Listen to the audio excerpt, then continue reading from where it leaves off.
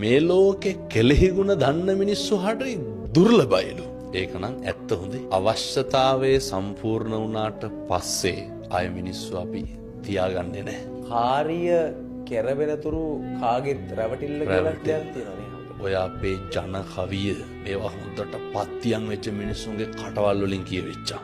මිනිස්සු පුරුදු වෙලා ඉන්නවා අවශ්‍යතාවයේ සම්පූර්ණ වුණාට පස්සේ ඒක අයින් කරලා දාන්න. ඒක නොසලකා හරින්න. ඊට පස්සේ මිනිස්සු පුරුදු වෙලා ඉන්නවා. කවුරු හරි අපිට උදව්වක් කරපුවාම අපි හිතමුකෝ දැන් අත්දැකීම් නැති ඕන තරම් හොඳයි. වැඩිපුරම විඳවලා තියෙන්නේ. පසුතැවිලි වෙලා තියෙන්නේ.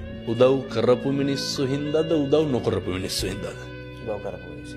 කොහෙද කෙලේ ගුණයක් තියෙන්නේ. හැබැයි බුදුහාමුදුරුවෝ අර හිට්පිට නැති බෝධියටනේ බුදු වෙලා පළවෙනි සතියේ බෞද්ධ සාහිත්‍යයේ උගන්වනවා අනිමිස ලෝචන පූජාව.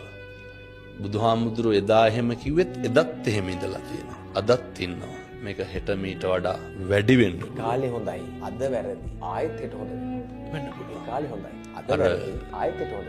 අවශ්‍යතාවයේ අනුව තමයි මිනිස්සයා හොඳ නරක තීරණය කරන්නේ.